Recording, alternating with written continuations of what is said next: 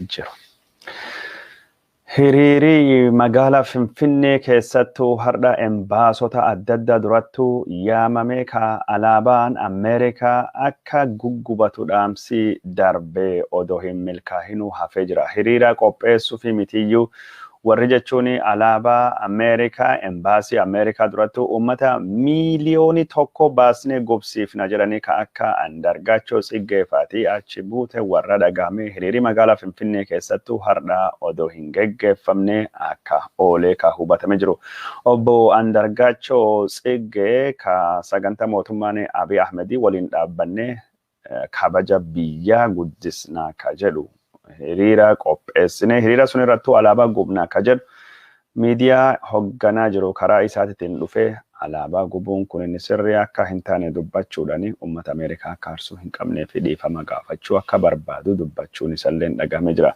Hiriirii har'atti qophaa'e jedhame kunini hafuu dandahee gaazexaan akka New York Times faati mootummaan Ameerikaa yeroo ammaan tana mootummaan Ameerikaa yeroo ammaan tana miidiyaa hawaasummaa irratti wantoota warri mootummaa Abiy Ahmediitiin walitti dhiyaatu gariin jedhanii hordofaa jira jechuudhaani qoonsilaan Ameerikaa kan Finfinnee jiru tajaajila viizaa kennuu akka dhaabe fi akkasumas ministeerri haajaa alaa Ameerikaa warri gara Finfinneetti deemu lammiileen Ameerikaa of eeggannoo akka godhu qaban yaamichi hiriira bahuu fi alaabaa Ameerikaa gubuu embaasii Ameerikaa durattuu caamsa 21 bara 2021tti karoorfamee jira. Odeeffannoon jechuun miidiyaa hawaasummaa irratti weegii faca'een dubattu karaa dippiloomaasii Abiy Ahmedii ammaan tana mootummaan isaa kufaa jiruun kufaatii isaa hammeessa jechuudhaani hiriirri sila har'atti qophaa'e ofii sirni alaabaa Ameerikaa Andargaachoo Tsiggeefaatii gubuu fi qophaa'an sunini odoo hin milkaa'inuu akka hafee dhagahamaa jiru. Mootummaan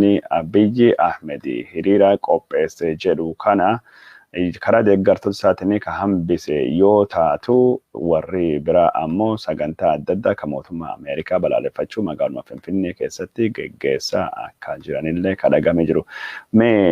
Miidiyaan Ethiopiyaa sagantaan kun fashalaa'uu isaa ilaalchisuudhaan waan inni barreesse isin biraan hageen nuti kun odeeffannoon isin argaa jirtan kun televizyinii Ethiopiyaa irraa fudhatame Ethiopia Broadcasting Corporations akkasachuudhaan barreesse.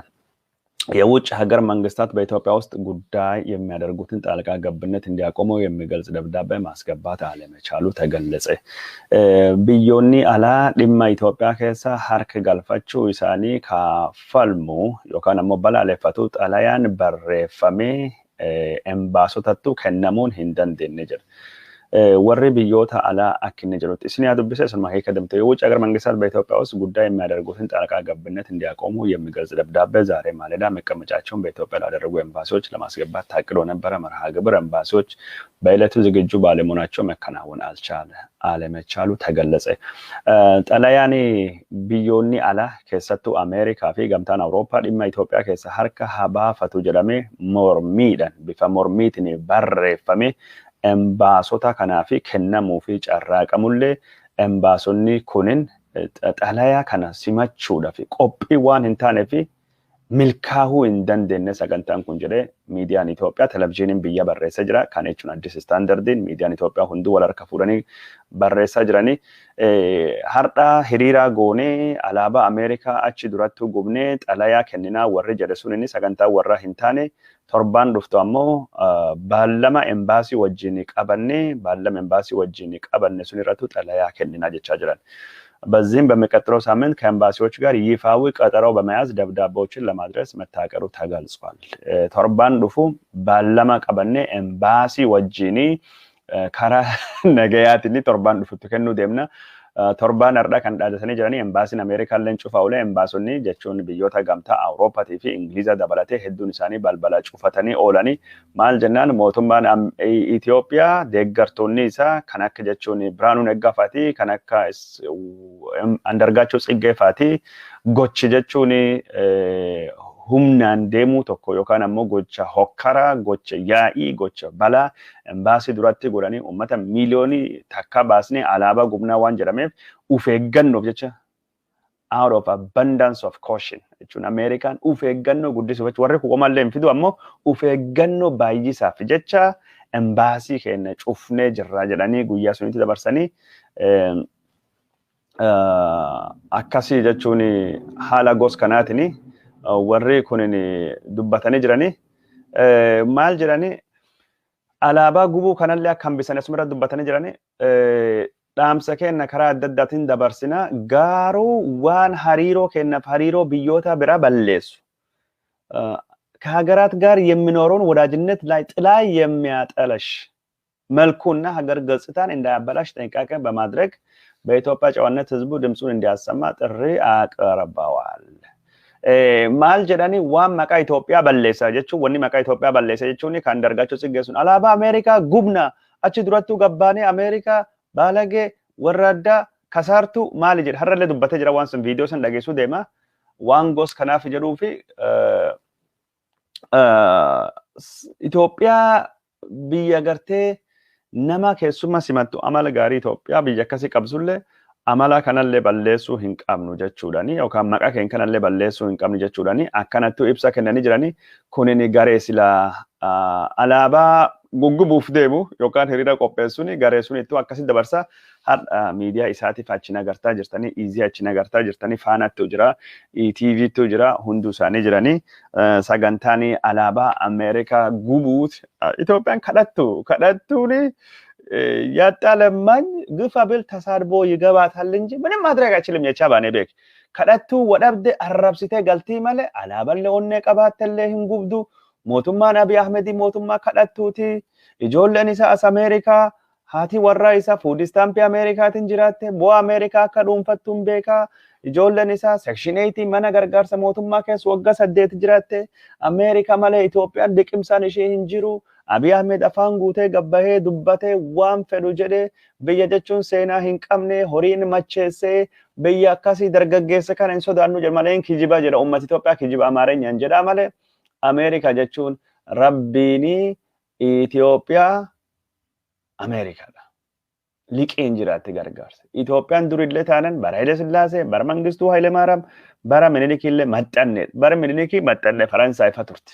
koloniin Itoophiyaa akkasiin dhaabate sabaaf sablammii irratti bara Haile Sillaasee maxxanne Ameerikaa turte bara Mangistuu Haile Maariyaam maxxanne Sooviyet Yuuniyeenii turte bara Ihaadiigii Mallas Zeenaawulleetti maxxanne Awurooppaatii fi Chaayinaa fa turte ammaan tanallee Ameerikaa maxxannummaa jala waan hin baanee fi badhaadhinni Abiy Ahmed illee fidu hin jiru fukkaraan isaa yookaan dhaadannoon isaa garuu hin geessitu biyya dhaadannoo kijibaa dhageessiftu jechaa turre dhaadannoon kijibaa kan mootummaa Abiy Ahmedii sun ammaan tana mootummaan Abiy Ahmed iyyuu warra jechuun isa waliin dhaabbate ሀገራት ጋር የሚኖረው ወዳጅነት ላይ ጥላ በማያጠልሽ መልኩና የሀገር ገጽታ እንዳይበላሽ jechuudhani innuu mataan isaa sodaa qabu ibsatee jira biifuma kanaani hiriiri yaadame ka alaabaa Ameerikaa gubuu sunini hin taane hiriiri sunini hin milkoofne jechuudha mee odeeffannoo bira jechuun ETV'n baasee jira ETV'n sagantaan kun ammoo alaabaa gubuullee yoo baatu bifa milkaawaa taheeni gaggeeffamaa jira jechuudhani Ethiopia Broadcast Corporation dhaabbanni jechuun ETV'n jalattuu galmaahee wanni jedhu ibsa baasee jira karaa oduu dhiyeessee jira oduu sanini sagantaan jechuun ብሔራዊ ክብር በህብር jechuun kabaja biyyaatii fi yookaan biyyaalessaatiif waliin ብሔራዊ ክብር በህብር sagantaa jedhu sunini jechuun isin garsiisne sagantaan sunin haala inni ittiin qophaa'e jedhu mootummaan Itoophiyaa milkiidha Abiy Ahmed jedhee warri dhiyeessaa jiru kana dippiloomaasiin milkiidha warri jedhu kan bifa kanaan dhiyeessa ብሔራዊ ክብር በህብር የሚል ውጭ ጣልቃ ገብነትን የውጭ ጣልቃ ገብነትን በመቃወም ዜጎች ባሉበት ሆኖ ድምጻቸውን የሚያሰሙበት መርሃ ግብር እየተካሄደ ነው jalqaba miiliyooni tokko taha gabbaha embaasii Ameerikaa ka Finfinneetti argamu durattu alaabaa Ameerikaa gubaadhani ammaan tan ammoo bakkuma jirtanittu sagalee keessan dhageessisa sagalee keessan bakkuma jirtanittu Itoophiyaa fi iyya Itoophiyaa fi arrifadda Itoophiyaa fi sagalee keessan dhageessisa jechuudhani amma dhaadannooni bakki biratti jiramte jira ብሔራዊ ክብር በህብር jedhama በሚል የውጭ ጣልቃ ገብነትን በመቃወም ዜጎች ባሉበት ሆኖ ድምጻቸውን የሚያሰሙበት መርሃ ግብር እየተካሄደ ይገኛል በሀገር ፍቅር ቲያትር ቤት በተካሄደ ወኔ አማራ ጀቹን ሀገር ፍቅር ይፍማሊ ማኔ ወኔ ነፍጠኛችን ደባርቱ ሀገር ፍቅር ዋን መደደቹን ድራማ ፊ ፉከራ ሸለልቶ ማል ጀነሴ ወኔ ወራ ገስማኔቹን ፉከራ ሽለላ qarartoo dhaadannoo kijibaa suni har'a bifa kanaanii alaabaa Itoophiyaallee akkanattuu qabatanii oolanii alaabaa Itoophiyaa jechuun Abiy Ahmeditti sponsor godhe ka federeeshinii qabadha jedheeni adoon jalannee alaabaa urjii mallasaa san qabatanii jiranii alaabaan urjii mallasaa qabatamee bahee jira Abiy Ahmedillee jaalachuun lee baate maal godhachuun alaabaa kaan eegi godhe sabaaf sablamii nutti iyyitedhanii waa yaadanii fi alaabaa kan qabatanii akkasittuu hiriira bayaa oolanii bakka jiranitti kunini ብሔራዊ ቲያትር bakka jedhamsanittu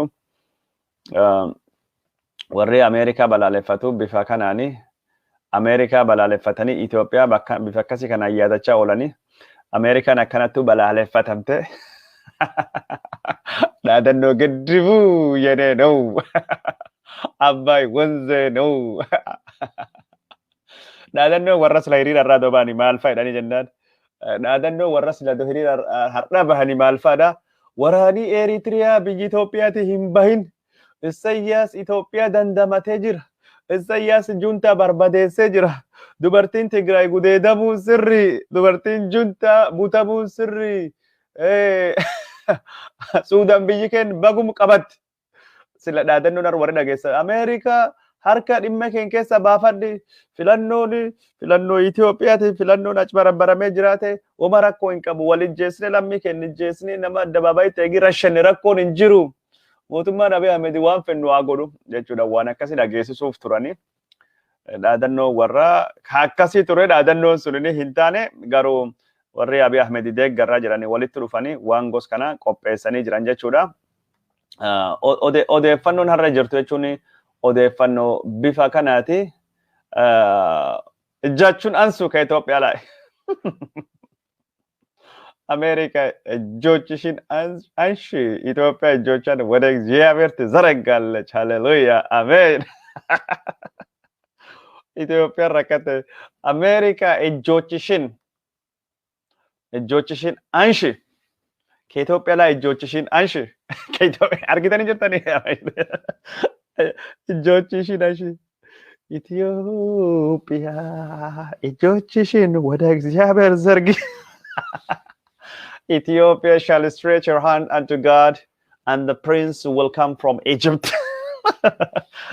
Akkasira jirani beektaa jechuuni. Haile Sillaaseen gaaf mootii of godhan kitaaba keessattuu barreesse. Ani mootii tahuu fi waaqni na raagee jira jedha. Maan jennaan the prince will come from Egypt and Ethiopia shall stretch her hands unto God. Itoophiyaan harka ishee Itoophiyaa ejjochaan ወደ እግዚአብሔር ትዘረጋለች ልዑል ከግብጽ ምድር ይመጣል ኢትዮጵያን ደብ ግብጽ ይመጣል ልዑል ፍንጀት ኃይለ ሥላሴን ልዑል ከግብጽ ይመጣል ጀለቹን the prince shall come from Egypt ደርመለ ኢትዮጵያ ለንጀና ኃይለ ሥላሴን ሱን ፍንጀደ በይቲ ሳሞየቹ Ethiopia shall stretch her hand unto God ኢትዮጵያን harkisi መዝሙረ ዳዊት ከጅራትና ፈካታ ወኔ ኩነን harkisi ጋራ ዋቃ ድሪርሲቲ ባልፈቲ ጀራ ኢትዮጵያን ሱን ለንጀቹን ሱዳን ፋዳ ምስሪ ፋዳ ኢትዮጵያን ለን ኢትዮጵያ ኃይለ ሥላሴ ትምቲ ኩሽዳ ኦሮሞዳ ኢትዮጵያን ገሩ ወሁንዳትኒ ኢትዮጵያን jechuun achiin duubattu nami hedduun Ethiopia stretches her hand unto God ኢትዮጵያን harkisi gar waaqa ballifattee osoo hin taane harki waaqa osoo hin taane ኢትዮጵያን kadhattuudha Ethiopia stretches her hand unto America gar America ballifatte gamtaa Awurooppaa kadhatte biyya kadhattuudha maxxanneedha gara Soviet Union kadhatte bara Minilikii akkum durattu dubbanne Minilikiin faati Ingiliza faatu gargaaraa ture sunin dura Faransaaytu gargaaraa ture waraana duwalli akkatatti hin goggodhame biyyoota gurguddoo kanattu Afrika keessatti wallole it was sort of a proxy war achiin dubattu and then Haile Sillaaseen gaafa dhufe waraana addunyaa lammaffaa Ingilizattu bilisa baasee warri jechuun gootota Shawaatii fi warra adda addaa kalole waliin Haile Sillaaseen faatii baqatanii eessa galanii Ingilizattu gale waggaa 5 Ingiliza keessa London keessa jiraatee barsallee Itoophiyaan Ingiliza kadhatti Ingilizan dubattu Ameerikaan humna addunyaa gaafa taatan dubatti waraana addunyaa lammaffaan dubatti Ameerikaan super power taate Ameerikaa ijjoochan wada Ameerika Itoophiyaa ijjoochan wada Ameerikaan zaraggachu achiin dubattu Mangistu Hayilamaariyaam dhufe Itoophiyaa ijjoochan wada Soviet zaraggachu inumayyuu waaqayyo hin beeku Mangistu Hayilamaariyaam አማንቲኒ ባዱ ቀብዲ ሶሻሊዝም ዋቀቱ ሀገማዩ ኑጋ ብሮምሰ ተፈጥሮን በቁጥጥራችን ስለ ናረጋለን ጀቹዳኒ Ethiopia stopped stretching her hand unto God and stretched her hand unto the Soviet Union. Achiin duballee kadhachuu turte biyyittii kadhattuun kadhattuma. Ejjochi ishiin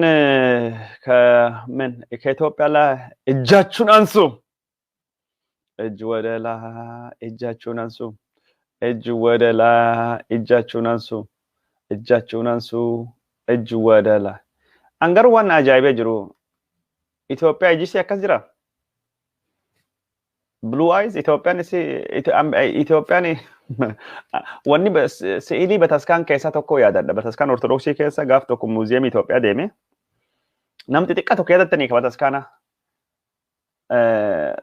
namni gurraachi fakkaata iji isaa buleedha jechuun blue eyes ija jechuun nama adii Caucasian jedhaman maaliif adii tahee jennaan wanni jedhamee Caucasian white nama adii maaliif akkas godhannaan Ethiopian adii jedhee bataskaanii ortodoksii Itoophiyaa yaada. Kanaaf paintingin bataskaan Itoophiyaa hundinuu iji isaa jechuun buleedha. Itoophiyaan nama adii jedhanii yaadan. In fact, kunin barnoota bataskaana keessatti jechuun warri akka Greater Ethiopia barreessee akka Donald Levin faati. Itoophiyaan hagum dhalattee irraa kaastee identity complexii jalatti miidhama guddaa qabdi. Eenyummaa irra waldhaa waan taateef Itoophiyaan Israa'el jettuuf yaaddi Itoophiyaan nama adiidha. Gaafa jechuun qiyaamaan dhaabate jechuun gaafa addunyaa kanaan duba addunyaa jirtutti Itoophiyaan adii taate faranjiin gurraattii taate jedhanii barsiisaa turan. Argitanii jiraatan laal Itoophiyaa laayee ijaachuun ansu ka jedhu Itoophiyaan alaabaa Itoophiyaattu jira alaabaa federeeshinii achi namni jiru kun dhiirtaa dubartii tan beeku iji buleedha. I don't know. Maaliif ija Itoophiyaan jechuun brown eye black eye jechuun iji keessaa kun jechuun akkasi ture. Sunini gosa sunin deeme hajannuti ammaan tanamee hiriirii kunini fashalaa hijira milkoofne hiriirii Abiy Ahmedii qopheeffate ka alaabaa Ameerikaa bakka daddattu guggubuu kunini hin taane alaabaan Ameerikaa hin gubanne warri hiriira baanaa jedhe dhaadatulleeni hiriira bahuu fi onne hin arganne warri hedduun isaan wal balaaleffachaa turani daayirektarii isaatii ka tahee Nuwaamin Zallaqee faati ammallee sumsi isaa fi andargaachoo wal jijjiiranii alaabaa gubuun hin barbaachisu alaabaa gubuuni dogongoraa dippiloomaasii mootummaa Itoophiyaallee qancarsaa jedhee jira. Abiy Ahmed ammoo karaa miidiyaa ta'in gabbahee karaa dippiloomaasiitiin addunyaa waanis balaaleffachaa jirtuu fi misooma milkaa'aa waan fidaa jiruu fi addunyaan natti naafti jechuudhaan qannabbush ammallee dubbatee jira. Qannabbush yeroon waanuma adda addaa dubbata. Addunyaan kun maaliif akkan isatti akka naaftu hin beeknu Jawaaritti naafa, addunyaan itti naafti, gamtaan Awurooppaa itti naafti, Ameerikaanis itti naafti. Waa hundaafiyyuu addunyaan natti naafti waan jedhu kana dhiisuu didee jira. Waanum kan oofa, waanum kanaan deema. Beefumaa kanaani addunyaan natti hinaafti jedhee jira. Alaabaa akka gubanii wattaaddara isaatti fidhaamsi kennellee sulleen hin milkoofne jechuudha. Mee alaabaa gubuu fi kakaroora qabu. Iskindir maal jedha andargaachoo xiggee alaabaa kan hin gubne maaliif akka hin gubne dubbatee jira. Alaabaa gubuu fi karoorfatee alaabaa doon gubinu har'a oolee jira. Mee waan inni dubbate dhiifamallee gaafatellee fakkaata. Jechi sun inni dogongorallee akka ta'e sirreessellee jira. Maal jennaan alaabaan Ameerikaa uummata Ameerikaa ibsa uummata Ameerikaa miira isaanii tuquu hin barbaannullee jedhee jira. Mee waan andargaachoo xiggee dubbate kana isin biraan haa geennuti maal jennaan waan warri kun ejjennoo hin qabu sodaattudha jenna yeroo hedduu beeyta warri kun warri siyaasaa nafxeenyaa kun nafxeenyaan namtaytu sareedha jira sareen heettoo sifaan dutti wati jala deemsa sifaan fiddi yoo ati dhaabas hin baqatti akkuma jedhan sanii Ameerikaan ibsi baastee pireesii warralleen dhimma kanaafi xiyyeeffannoo kennee eegi jedheen duubattu eegi dhiyeessan duubattu mootummaan Itiyoophiyaalleen waan gaggari jechuun wanni gareen kun godhaa jirtu dippiloomaasii kiyyaa fi kasaara jedhee eegi baasen duubattu warri hiriira qopheessinaa jedhe kunin hiriira qopheessinaa alaabaa gubnaa jedhe kunin duuba deebi'u warra siltaawii maafeekfee jedhani siltaawii maafeekfee godhuu isaanii argaa jirra. Siltaawii maafeekfee taatu waan isaanii hin beeknume. Anyways waan isaan jedhanii andargaachoo xiggee maal jedhee ka jedhu isin dhageessifne achiin dubattu كفاتي دبلوماسي موتما أبيجي إرما هاسوفنا موتما كون جيرو كراهون دانيجو أندرغاتشو سيجي غورسا أبيجي جدامي خيا دم جرين يورك تايمسي برسا جرا ቻይና እና ከራሻም ሰራዊት ማስገባት ትችላለች አየ አሜሪካኖች በአገራቸው ውስጥ አይደለም የራሳቸውን ጥቅም እናስከብራለን ብለው ስንት አገር በተለያዩ ኤምባሲዎች ይሄ ስብስብ ጋር የሚያዘው ጉዳይ አይደለም ሲባልጉ ባልጋቸዋል ሲጠግቡ ጠግባቸዋል ማለት ትክክልና ተገቢ ነው በነገው ዕለት ያጣለማኝ ባልጋቸዋል ተቃውሞ ወደሚያቀርባቸው ኤምባሲዎች የተቃውሞ ደብዳቤውን ይዞ ይሄዳል እስካሁን ድረስ ከጎናችን ለቆሙት እንደ ሩሲያ ቻይና እንደ ህንድ መሳሰሉት ሀገሮች ደግሞ በዚህ አስፈታኝ ወቅት ከጎናችን በመቆማቸው እዚህ ጋር ማስተካከያ አለን ከኢትዮጵያ ጎን የቆመ ሀገር የለም ደጎንጎር ሞቱሞኒ ገምቶመን ሳጋሌ ጉቱን ሙርቶ ኢሳ ከዱማ ደበርስ ቢዮኒ ቶኮ ከበላለፈተን ሂንጅራን መርሳ ጀልቀባ ጉባት ዱጋ ቻይና ኢንዲያ ፊ Russia yookaan Ruusiyaan murtoo Ameerikaan fi Ayerlaanditti sponsor godhe. Kabiitii Ayerlaand jedhamtu sponsor goot magaalii guddoon isii Dubliin jedhama. Suni warri kun dura dhaabbatanii dhimma biyya keessa harki galfachuudha. Itoophiyaan rakkoo kan furuu dandeetteedhaan. Dhuumi irratti ammoo Indiyaalleen, Chaayinaalleen, Raashiyaalleen cufti sagalee tokkoon murtoo Ameerikaa fi Ayerlaand waliin dhiyeessan deeggaran. Inumaayyuu mootummaan Itoophiyaa aaree embaasii warra ka Ayerlaand jira. Dubliin jira. Ni cufnaa jedhee dubbatee jira. Ayerlaand biyya gargaarsa Itoophiyaa akka malee godhan keessaa tokko. Dhaabbata gargaarsaa Gool International Goal Itoophiyaa jedhamu qabdi. Garuu Itoophiyaan Ayerlaanditti baay'ee aarte biyyi xiqqoo suni embaasii ishii cufuullee deemnaa jettee dubbattee turte jechuun sunittu jira. Ayerlaand dhimmoota Tigraayitii fi warri biyyoota xiyyeeffannaa guddaa kennan keessaa biyya tokko. Ayerlaand bara 1922 Ingiliza jala beelisa baate biyya xiqqoo tokko. Dhimmi jechuun biyyi Ingiliza saba guddaatiin koloneeffatamu haga ammaa qaamii warra Northern Ireland jedhamu Belfast faati Ingiliz jala jiran jechuudha. Kanaaf andargaachuu xiqqee odeeffannoo ni jiru kun ni kijjiba. Chaayinaan, Raashiyaan, Indiyaan Itoophiyaa biriin dhaabbanneeyyuu dhara.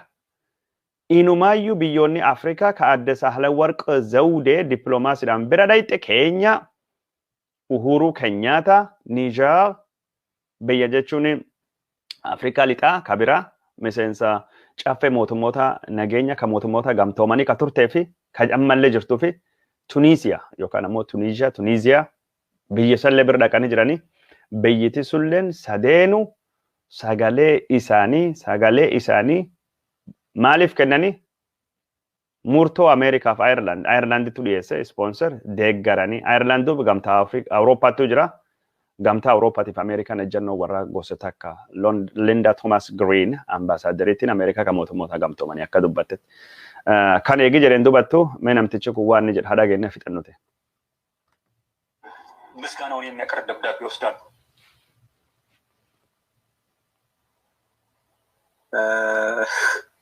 መኤግ የአሜሪካን ባንዲራ አቃጥላለሁ ብሎ የአሜሪካን ባንዲራ አቃጥላለሁ ማለቱን ሰምተዋል። ምንም ጥያቄ ሊኖርብን አይገባም። ስለዚህ የኢትዮጵያን ጉዳይ ወደ ዓለም አቀፍ ሚዲያውም ወደ ሶሻል ሚዲያውም የአሜሪካኖችን ብልግናም ወደ ዓለም ተከተ አሜሪካን መንግስት ባልጓል ብለን ባንዲራ ምስል አድርጎ የሚወስዱን ያቀያ መብት ልክ መብት እንደሌለው ተደርጎ ፍንጭ እስካልነካ ድረስ በነፃነት ምንም ነገር የማድረግ መብት አለ ያለው ከዛ ነው የሚነሳው። የአሜሪካን የኔን ምንዴትና ቁጭት የአሜሪካን ባንዲራ በማቃጠል የሚገለጽ ከሆነ በመብት ደረጃ መብት ልክ መብት እንደሌለው ተደርጎ መቀመጥ የለበትም። ይሄ የአንድ ግለሰብ የነፃነቱ መገለጫ ጭምር መሆን የሚችል ነገር ነው። ባንዲራ በምታቃጥልበት ሰዓት ላይ የአሜሪካን ባንዲራ ባንዲራ ምስል አድርጎ የሚወስደው የአሜሪካን ህዝብ ጭምር የምታስከፋ ይሆናል። የኢትዮጵያ ወዳጆችን የምታስከፋ ይሆናል። በስነ ምግባርና በባህላችን ደረጃ ብትመለከት አሜሪካን መንግስት ባልጓል ብለን የአሜሪካንን ህዝብ ምስል የሆነውን ባንዲራ እኛ በማቃጠል ተመሳሳይ በሆነ መንገድ መልስ መስጠት ሊኖርብን አይገባም።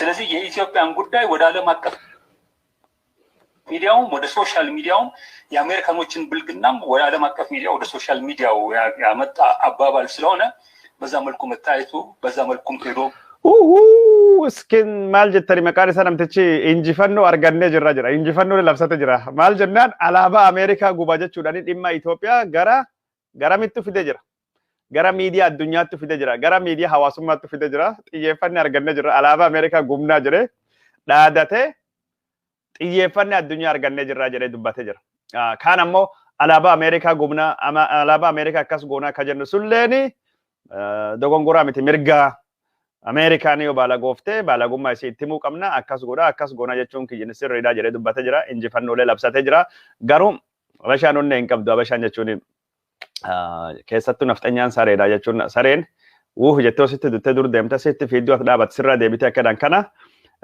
alaabaa gumnaa jedhanii dhimma kan jechuun miidiyaan hawaasummaa eegii barreessan dubattu jechuun keessattuu miidiyaan New York Times jedhamu gaazexaan guddaan Ameerikaa eegii barreessan dubatte mootummaan Abiy Ahmedilleen dhiibbaa hawaasa addunyaa dippiloomaasii isaa dheedhii bargoon kun kasaaraa inni qaba eegii argeen dubattu warra jechuun jabbilee isaa ka gosa andargaachoo xiggee kana to'annoo hagta itti godhuu hin oolle na fakkaata bifuma kanaanii andargaachoo xiggee faati waan isla godhuu fi yaadanii waan hin goona jiran sun hin goone hin taane jechuudha.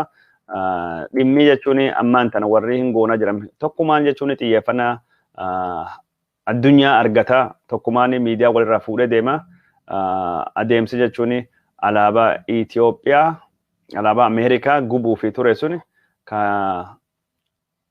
andargaachoo xiggee faati hin qopheessina jedhanii odoo hin taane yookaan ammoo milkii malee goolabamee jira. Kan eegii jenneen dubbatu hiriiriyaan Washington DC tu London tu geggeeffama Washington DC tu hiriirii geggeeffamuu deema kana quba qabaadha isiniin jenna.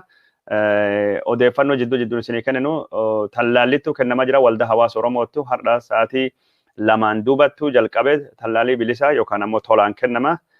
Marsa tokkoffaa marsa lammaffaa tallaalii mooderna jedhamutu kennama kootta fudhadha isiniin jenna. Deebisnillee isinitti muni malla galmeen hin barbaachisu callisaa kootta fudhadha warri hagammaa hin galmaahin. Sunittu jira eegii sun jenneen duddubatti odeeffannoo biraa ka isin biraanii gahuu deemnutu jira.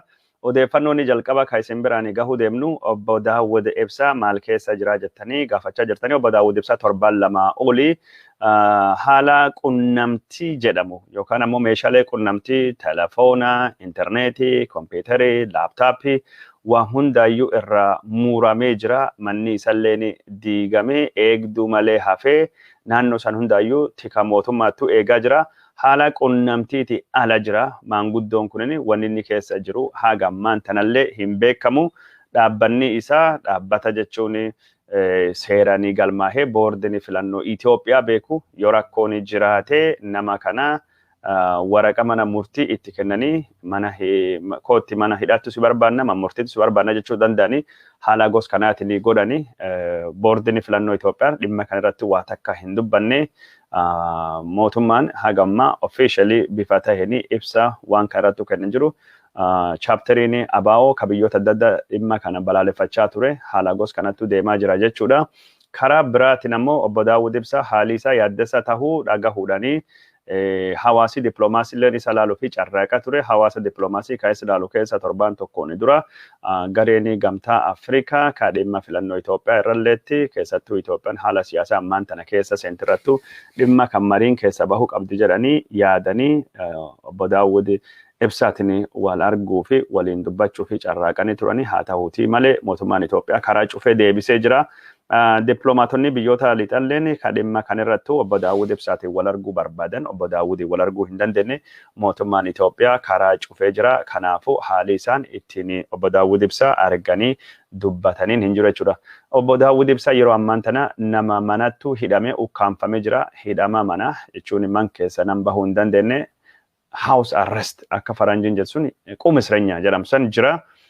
Kanaafuu warra jechuun mirga hidhamtoota siyaasaa kan manatti hidhamuu fi mana hidhaatti hidhaman hordofutu jira. Warri sunini dhaabbata qaxxaamuraa diimaati. Dhaabbanni qaxxaamuraa diimaa haala obbo Daawud Ibsaa hubachuu fi carraaqee ture haa ta'uuti malee dhaabbanni kunis yeroo inni obbo Daawud Ibsaa haala inni keessa jiru hubachuu fi deeme mootummaan Itoophiyaa akka warri isa deeme laaluu hin dandeenye yookaan akka isa dubbisuu hin dandeenye karaa cufuudhaanii uggura gosa kana raawwachuu isattu dhagahamee jira. Obbo Daawud Ibsaa hawaasi addunyaa dhaabbanni qaxxaamura diimatii fi warri laaluu barbaadu tokkollee laaluu hin dandeenye karaan isaa hundinuyyuu marfamee cufamee jira jechuudha. Kanattu jira karaa suniini. Karaa biraatiin ammoo Itoophiyaa Abiy Ahmed irrattu dhiibbanii godhamu itti fufaa jira. Hawaasi addunyaa Abiy Ahmed marsa jahaffaa fi filannoo baatii waxabajjii keessa geggeessaa jedhee jira.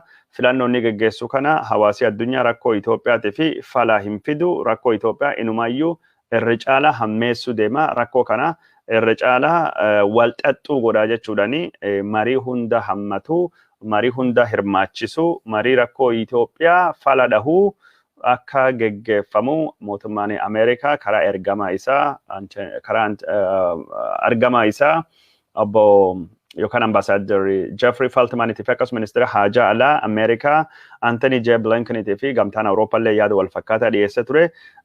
Kalee magaalaa Finfinnee keessatti warri embaasota biyyoota dhihaa kan akka jechuun gareen embaasota biyyoota Awurooppaa dhihaa irraa fi ammas mootummaa Ingilizaa ta'anii dippiloomaatonni lakkoofsi warra 20 olii tahuu hoggansa naannoo adda addaatiin hoggansa paartilee filannoo kan keessatti hirmaatan adda addaatiin wal arganii jiranii paartilee isaan keessaa wal argan keessaa tokkini paartii ABO kana paartiin biraa ammoo KFO'dha. Profeesar Mararaa Guddinaa kan hogganu paartiin biraa ammoo adda bilisa baasaa biyyaalessa Ogaadeniitiin wal arganii jiranii. Itoophiyaan haala ammaa kanaatiin gara rakkoo hamaa keessa seenaa jirti. Filannoon ammaan tana dhufu kunini rakkoo biyya kana furuu hin dandeettu jechuudhaani. Biyyoonni kun jechuun gara marii gorsaa turanii dhimma kanarrattu maal akka yaadanii Profeesar Mararaa Guddinaatii fi akkasumas hoggansa warra paartilee lama maqaa dhahee kan gaafatanii jiranii. Mararaan filannoon kunini filannoo bu'aa qabeessati miti. Filannoon kunini horii biyyallee qisaasuu balleessuu ta'a.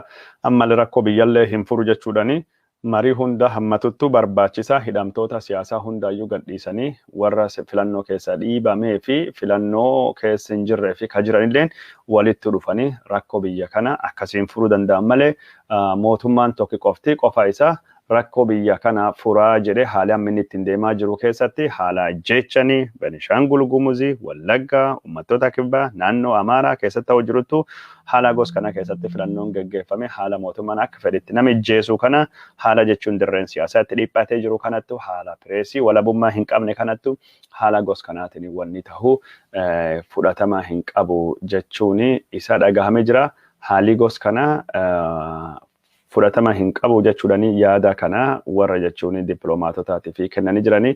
Warri dippiloomaatota yaada kana fudhatanii deemanii jiranii filannoo Itoophiyaa kan irratti jechuun yeroo ammaan tana ejjannoo warri qabu wal fakkaataa akka ta'e ka deemaa jiru. Karaa biraatiin ammoo mootummaan Abiy Ahmed waraanii Eertiraa guutumaa guututti Tigraahii keessa akka inni dhiisee bahu senetiin Ameerikaa sagalee guutuuni murtii inni dabarse suni hagamma deebii hin kennineefi garuu mootummaan Itoophiyaa akkaataa odeeffannoo nu argachaa jirurraa waan nu dhagayaa jirru Ameerikaan dhimma Itoophiyaa keessa harki galfachaa jirti. Harki galfachuu habaafattuu dhimma jiru kanumaan deebii kennuu deemaa jedhamee dubbatamee jira. Waraanii Isaayyaas Afeworqii Tigraahii keessa hatattamaan bahuu qaba. Warri yakka adda addaa Tigraahii keessattu raawwate warri kun yakki isaanii qoratamee balleessan nama balleessee irrattu dhiyaachuu adabamuu qaba jedhee ejjannoon mootummaan Ameerikaa qabate kunini akka malee mootummaa Abiy Ahmed yaaddessuun dhagahamee jira. Mootummaan Abiy Ahmed yeroo ammaan tana biyyoota lixaa wajjin hariiroo gaarii hin qabu. Biyyoota lixaa kana akka malee balaaleffachaa jira. Hiriira adda addaatii fi sagantaa adda addaa ka balaaleffannaa biyyoota lixaa qopheessaa akka inni jiru kadhagamaa jiru. Mee tarkaanfii mootummaan Ameerikaa inni fudhadhee jiru kanallee ilaaluu deemna gamtaan Awurooppaa murtoo cimaa tahee ka Ameerikaatiin wal fakkaatu dhimma waraana Tigraay keessattuu deemaa jiru. Keessattuu warra jechuun Isaayyaas Afeworqii waraana isaa Tigraay keessa akka inni baasu ilaalchisee marii dhiyeessuu murtoo dabarsuu deema. Murtoon kun ammaan tana sadarkaa koomishinii Awurooppaatti irratti wal mari'atamaa jira. Murtoon gos kanaa kunini gamtaan Awurooppaa biyyoota 38 of keessaa qaba. Biyyoonni 38 gamtaan Awurooppaa of keessaa qabu kunini sagalee gos tokkootiin dabarsuu qabani. Koomishiniin kunini akka qaama hojii raawwachee tokkotti keessattuu dhimma wanni dhiyeessa jechuun dhimma imaammata biyyalaa miseensota biyyaatiif dhiyeessa biyyoonni kunini raggaasisuu qabani jechuudha. Haala gos kanattu deemaa jira. Kanaafuu murtii warri dabarsu kalaalu deemnu tahuu asumaanii isinitti mufeena. Karaa biraatiin ammoo ukkaamsanii miidiyaa irratti geggeeffamaa jiru ka Itoophiyaa keessaa itti fufee jira. Mootummaan Itoophiyaa riippoortera gaazexaa New York Times fi akkasumas riippoortera Bloomberg madda oduu Ameerikaa televezyiiniif gaazexaallee qaba onlaayinii. Kawarra nama Mark jedhamu tokko biyya Itoophiyaa irraa ari'uun hayyam isaa haqee biyya irraa ari'uun gabaasne turre. Torban kan ammoo gaazexeessaa AP riippoorterii yookaan ammoo odeeffata APT fi of eeggannoo kennee jira mootummaan Itoophiyaa. AP jechuun Associated Press jechuudha. Murtiin mootummaan Itoophiyaa dabarsee kunini falmii guddaa kaasee jira. Falmii guddaa kakaasee biyyoota lixaa ambaasaadder Ingiliz, ambaasaadder Ameerikaatii fi akkasumas dhaabbileen mirgoota ilmaan namaatii fi falmaa jiranii ministeerri haajaa alaa Ameerikaa dabalatee mootummaan Itoophiyaa pireesii ukkaamsuu deemaa. Ukkaamsuun kunini keessattuu yeroo filannootii fi Tigraay keessatti balaan gurguddoon akkas ta'aa jirtu kun ta'uun dogongoraa fi waan miidhaa qabu malee faayidaa hin qabu jedhanii dubbatanii jiranii.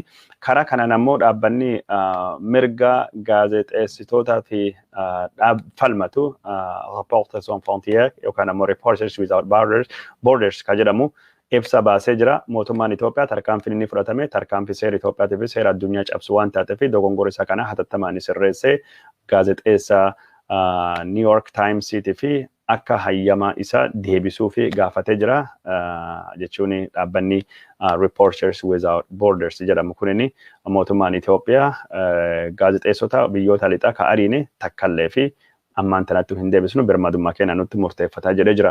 Kunini kanumaan odoo jiru miidiyaa hawaasummaa gubbaattu sagaleen dhiyoo kana dhagahamaa jirtu keessa mootummaa Itoophiyaa irratti warra jechuun qeeqa dhiyeessuu fi odeeffannoo jiddu galeessa fi waayitaawaa warra dhiyeessu keessa miidiyaa jechuun sagalee jiddu galeessa ta'ee haga tokkotti ammoo gara warra Tigraayilleetu cillaanfatan yookaan gara warra Tigraayittu hirkatanii odeeffannoo dhiyeessan jedhaman keessaa tokkini Awloo miidiyaa jedhama. Awloo miidiyaattu aanee kabira Ethiopian jedhama. Ethiopian biyya alaa ka socho'u.